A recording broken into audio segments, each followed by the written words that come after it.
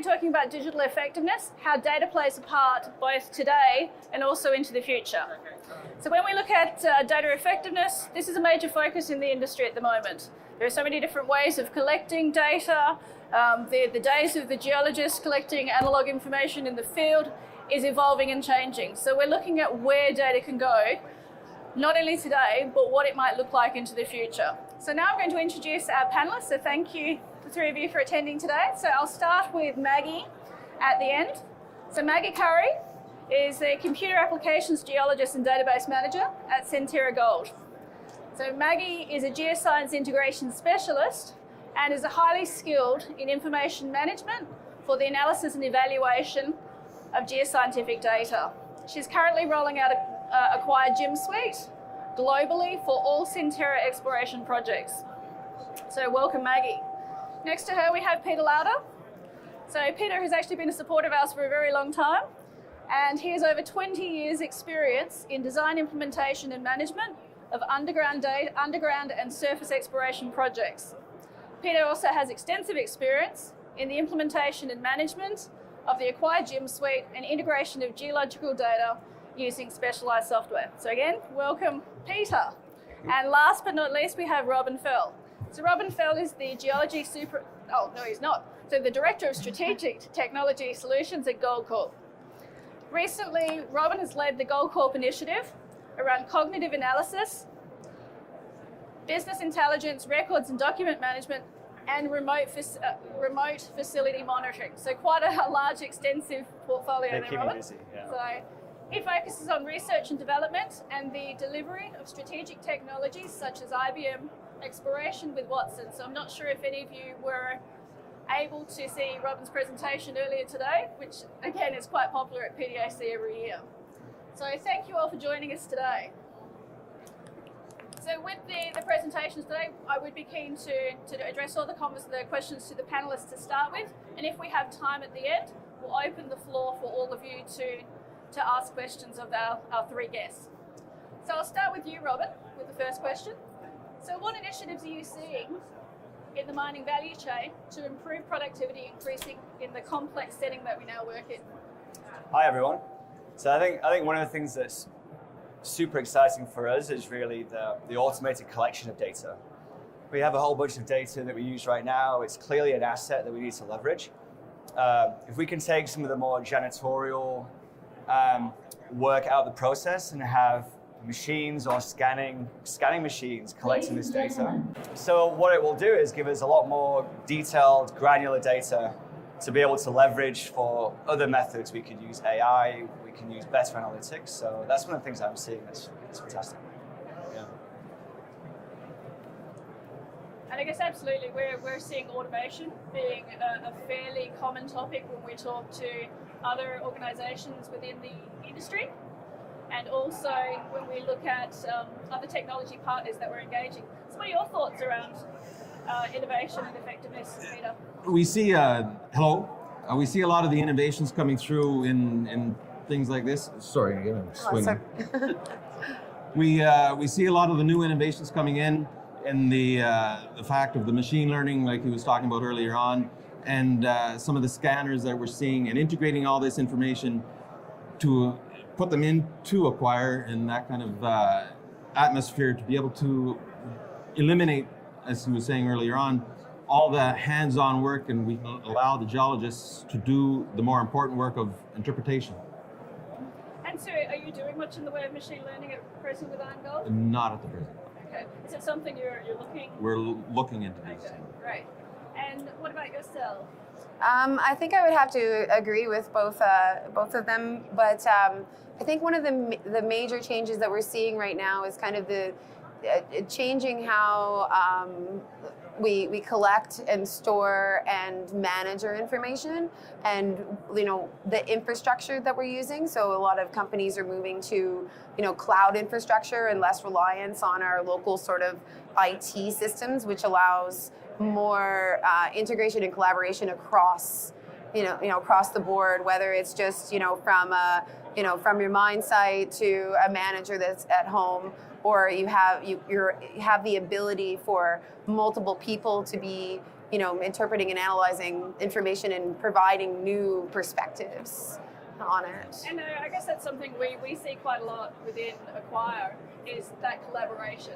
And it's an interesting one, trying to get the collaboration across the mine site or across the exploration projects as well, because historically there has been a lot of silos, and if you're lucky, the data is thrown over the fence to the next team, But what are you doing to actually engage with your organizations to allow that collaboration to happen more effectively? Yeah? Well, I think one opportunity for us, of course, is almost all of our Acquire from Red Lake sits on the Watson platform. So as more sites come online to that platform, we'll have the ability to look cross-site at all the Acquire data. So that's one benefit. Another one is hopefully if we can move to the cloud, it means that it's much easier for people that are not at site to access the same data. Corporate folks, corporate exploration folks, other sites looking for best practice. Yeah. Red Lake in particular is very sophisticated using Acquire. Okay. So, that's a great opportunity for other folks at the site to look and see what's been done, see it, and hopefully do a better job. Yeah. And yourself, Peter, are you finding that people are more receptive from a collaborative perspective on site these days? Yes, what we're doing now is that we're bringing all the data also from the mining side. There's a lot of data coming in from different areas within a mine, from all sorts of different sources, from underground, from surface, from the mill, from different data sources, such as Excel spreadsheets and Access data sheets.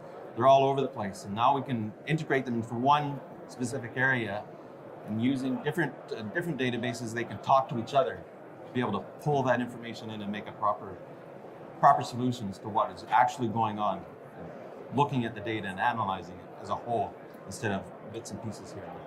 Great. And Maggie, I guess you started off this part of the conversation around collaboration. How are you seeing that working on your site? I think it's something that kind of across the board that people are really willing to accept, because it's optimizing the workflows and making things easier for people.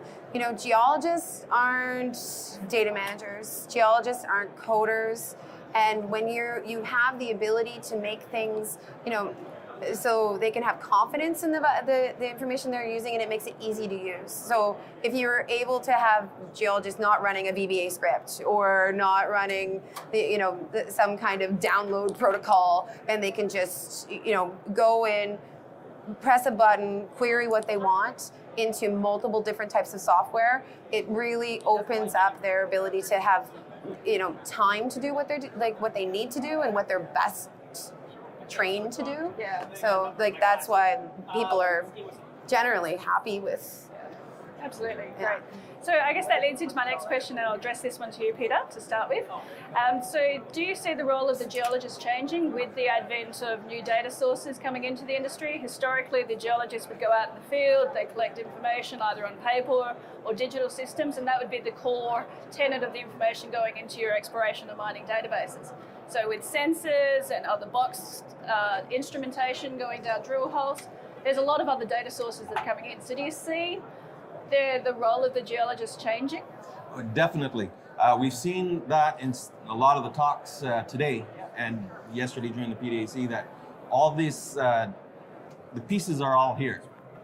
We have imaging techniques, we have ability to gather different types of data, whether logging core, on surface for exploration work, or underground, and we're able to bring this all into one area where the geologists will be there now, not now, but in the near future, I would say, where they will be verifying the data that the artificial intelligence, for a better word, will be checking. Absolutely. And yourself, Maggie, you're seeing a similar trend? Definitely.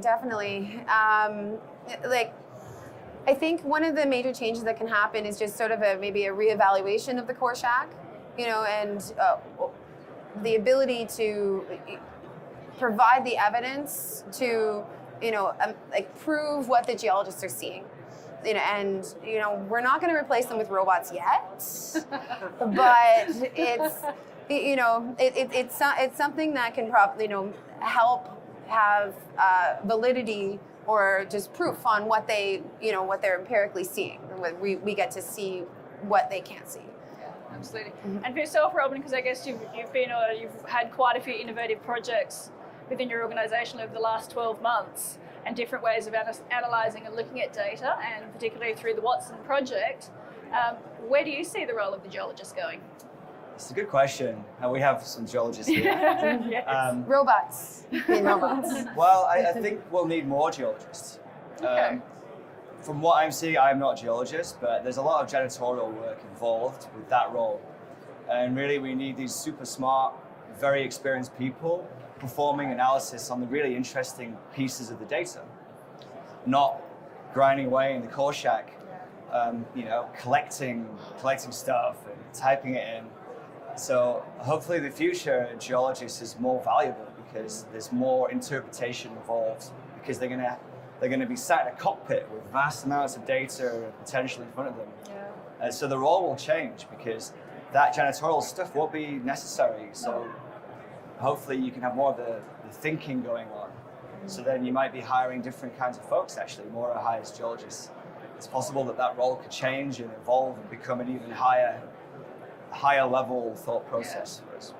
Yeah, absolutely. And I guess with that evolution, you do, I guess, see the geologist becoming more the data analyst and using the data that's being collected to really consolidate where you do physically need to go out and do the geological analysis, the geological logging, versus what's happened historically is starting and logging everything from start to end and then getting results, but getting all the quality information you need. So it's definitely a trend we're seeing. It's not something we're seeing that's happening straight away, but I guess just walking around PDAC these last few days, nearly every second booth has some type of instrumentation. So it's definitely here, and it's going to increase quite exponentially.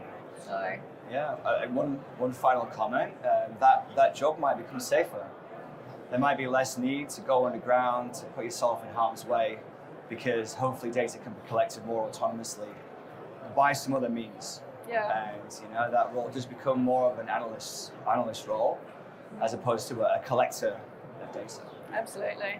I guess there's still probably a few crusty geologists out there that would like to be in the field, picking up rocks and things. I was just thinking he was going to start a riot, a geology riot. Okay, so maybe I'll address the next question to you. And again, this is around when we look at all the different data sets that people are collecting these days, it does mean there's a large volume of data that mining companies are starting to collect. What are you doing in your organisation to actually consolidate information? Are you looking at centralization, and how are you distributing the data to your consumers?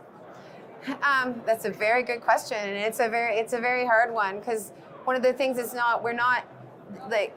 we've always been collecting so much information. It's sort of a traditional thing with geology over the past 100 years.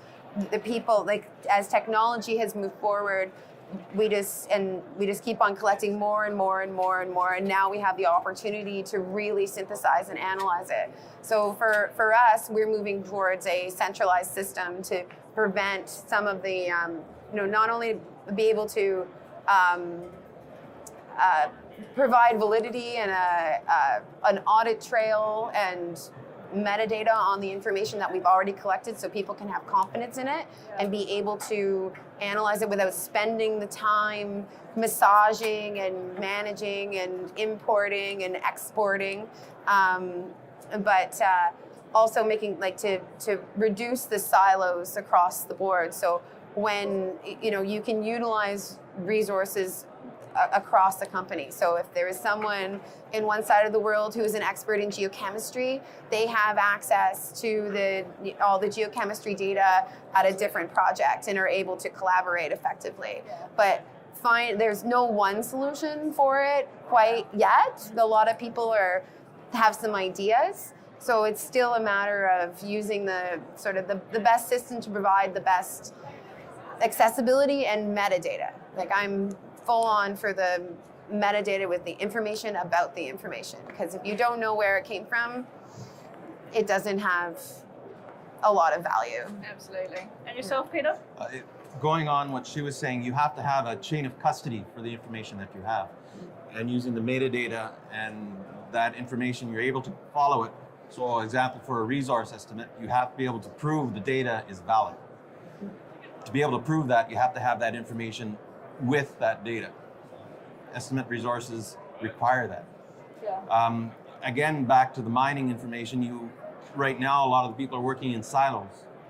They're not able to access the information from other areas. And as an example, is the head office can't look at the data in the mining because it's spread out.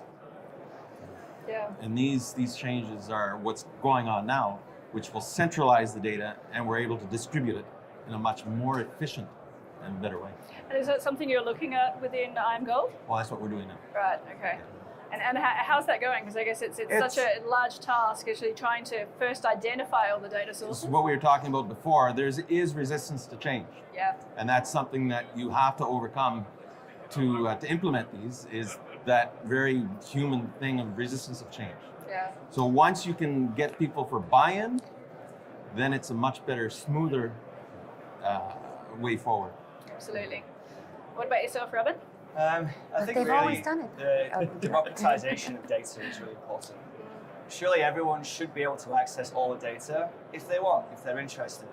I think in the past there's been so much security in the silos that you just don't have access to that information. Yeah.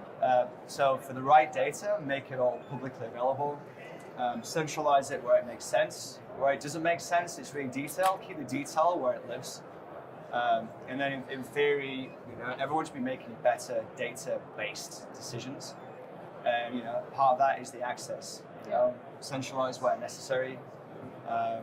Not all the drill data needs to be centralized, but there's no reason why at Goldcorp one site shouldn't be able to see what another site's doing. They can all learn from each other. Yeah. And they can get to know the other people, and then that kind of collaboration is more likely to happen if this data is really relevant. Yeah, absolutely. And I guess that's something, across the entire industry where we're seeing is everyone wants to collaborate, but it's also trying to determine how and when and where.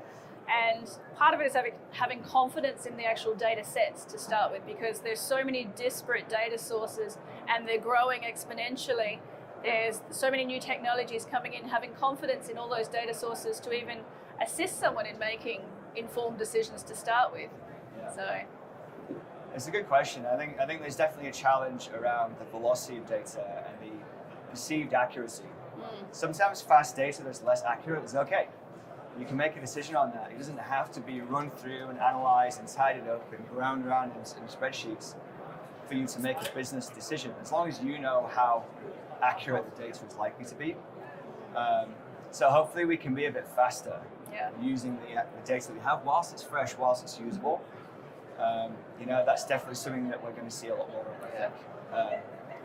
And across your 3 sites or 3 organizations, are you seeing a lot more people expecting real-time temporal data?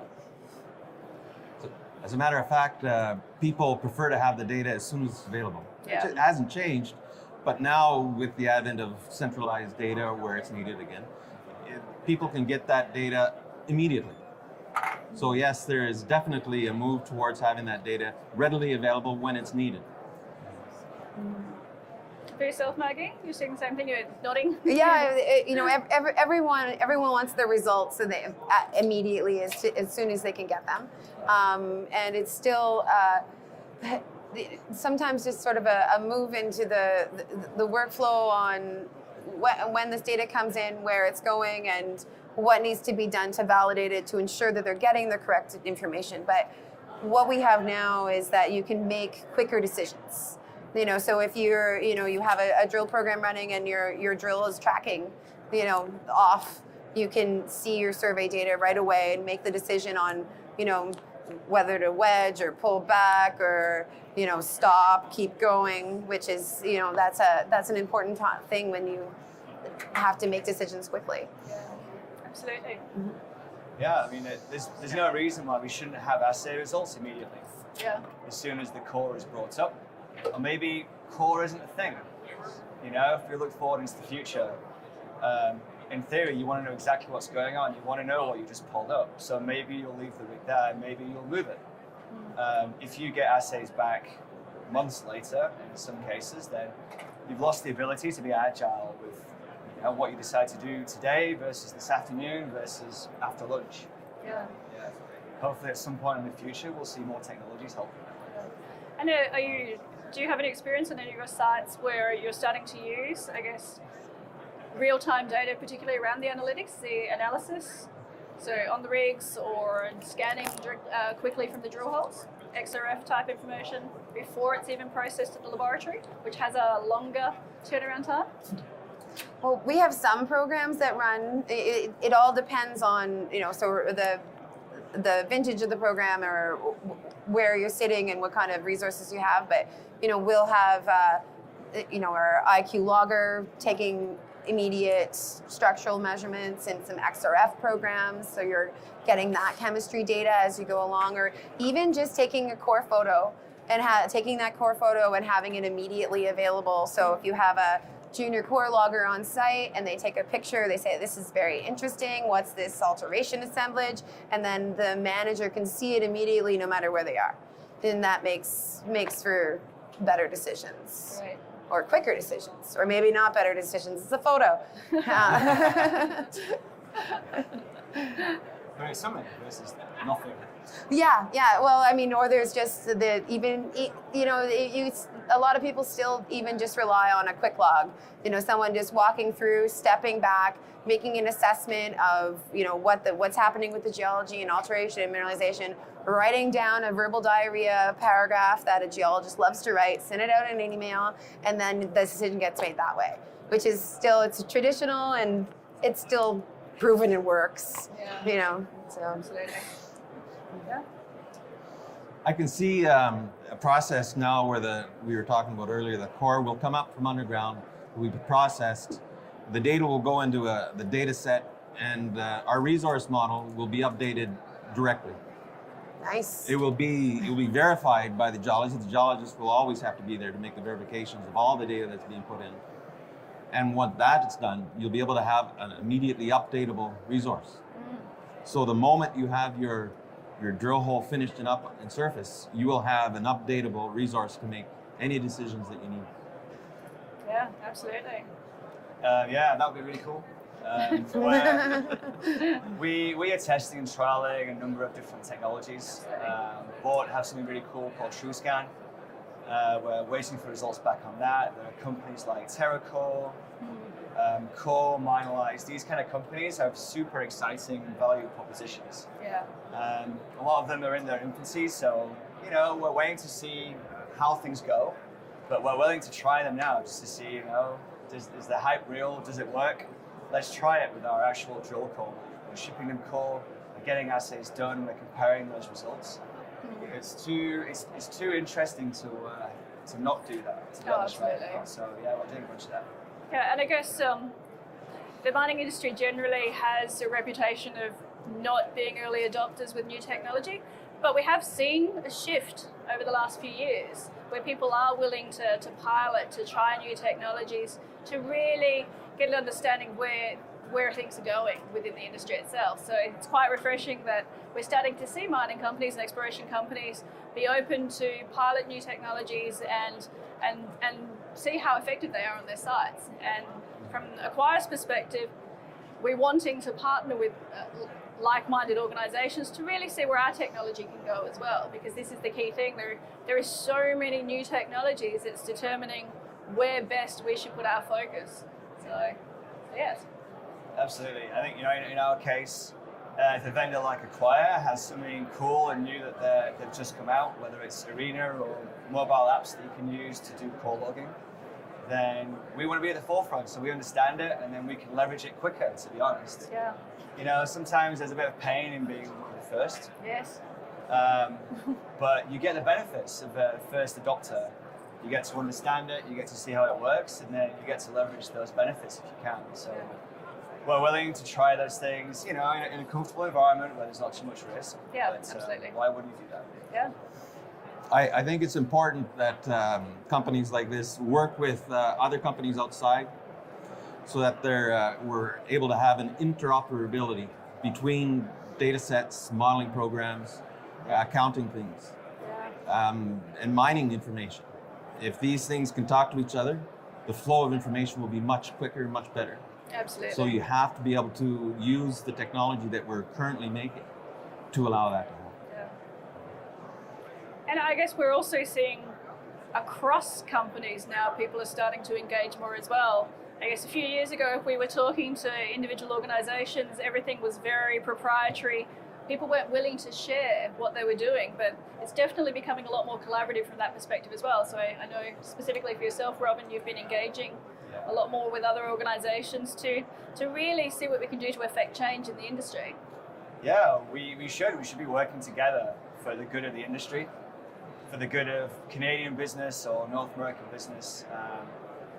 We should be sharing ideas and sharing approaches. It's a challenging thing sharing between two departments sometimes. But Yeah. sharing between mines, sharing between regions, sharing between gold mining companies, but also other mining companies. And why not share with manufacturing companies or tech companies?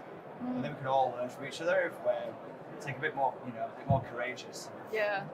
And willing to have those conversations. Yeah. So Peter, Maggie, you're starting to see within your organizations, people are a lot more receptive to partnering, not just with technology organizations, but also within the industry as a whole?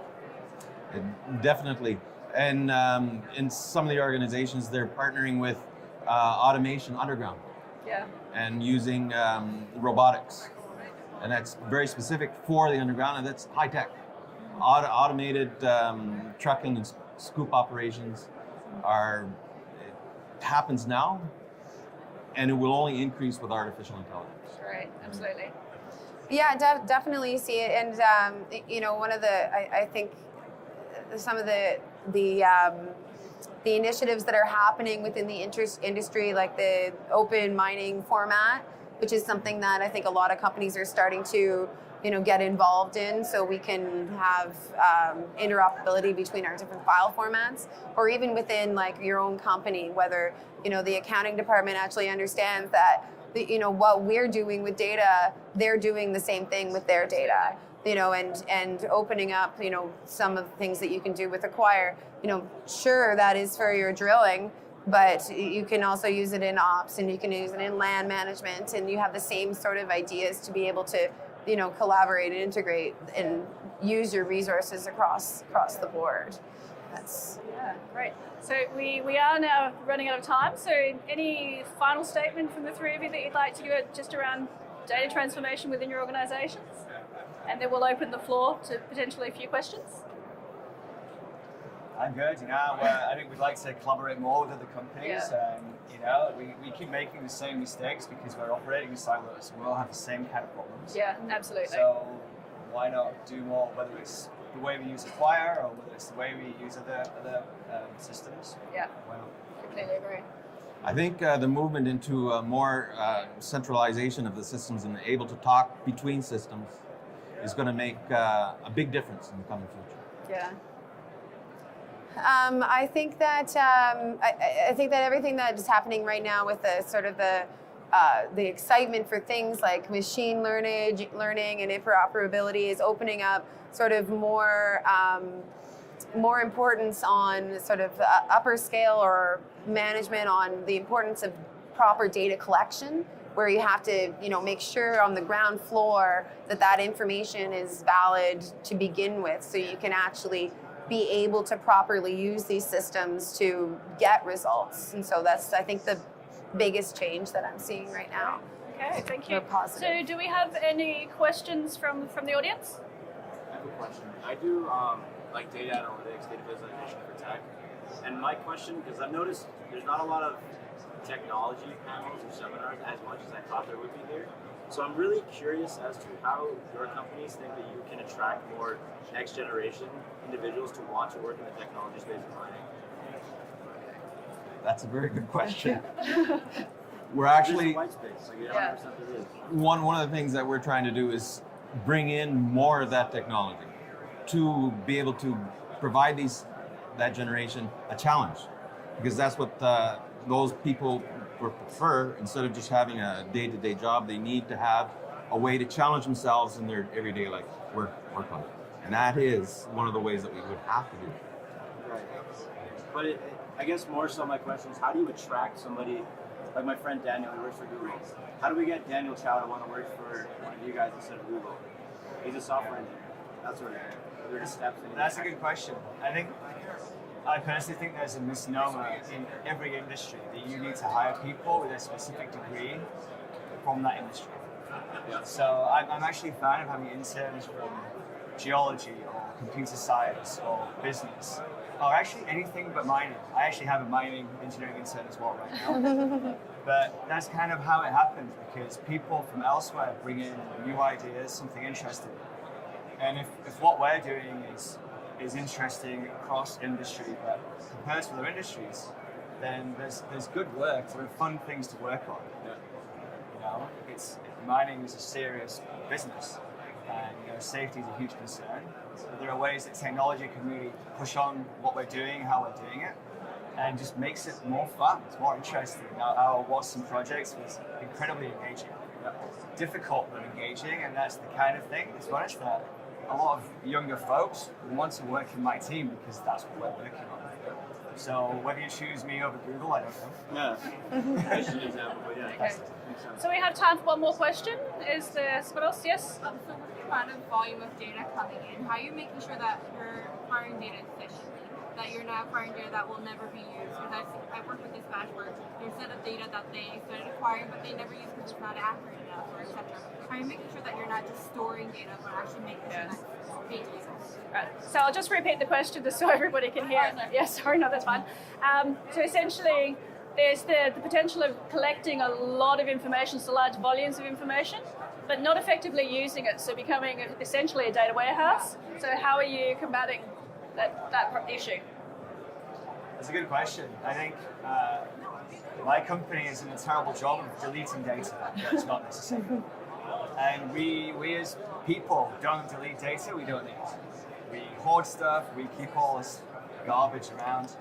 The thing is, what we don't do is we don't tag data with value or an accuracy when we receive it. So what we should really do is keep the high value, high accuracy stuff. The stuff that's less accurate, maybe it's only valuable for a brief split-second decision, then we should be comfortable to delete it. And part of that sort of governance, understanding your data, we should have more data functions within companies. We call them shepherds of the data, not just GIS, but for all the company data. So we manage that like an asset. It's no different than having heavy equipment or people as an asset. Data should be managed as an asset, and Absolutely. we should understand it better to deal with it. Well, mining companies spend a lot of money on that asset, but don't necessarily put the value on it. Yeah. So, yeah, it's an interesting conundrum. Yeah. Our drill database at Red Lake has probably had $2 billion invested in creating that data set. Your drilling database is the most valuable asset, or your data. It's more valuable than what you're actually going to have in the ground half the time. Like that's what your stock price ends up being, valued at, depending on the tier of your company. But it's the most important thing, and that's why it has to be at the get-go. I think one of the questions that you have to ask when you are collecting your data is it good now, or will it be good later on? So you may not see the need for the data now, but with the advent of artificial intelligence, AI, we may be able to use that data we may not think is useful now, but it can correlate it to something else that we're not quite aware of. So it's difficult sometimes to say what is good or bad data. And you can end up with monster databases that you will never use. But some of the data is no good. But it's very difficult to tell when you're taking it sometimes. Plus storage is cheap. Yeah. So these days, we can store terabytes and terabytes of data, even if we don't know what to do with it now, because the technologies of the future will unlock that data potential. Yeah. Okay, so I guess we have now run out of time, so I just wanted to thank our three panelists for contributing to this wonderful debate this afternoon.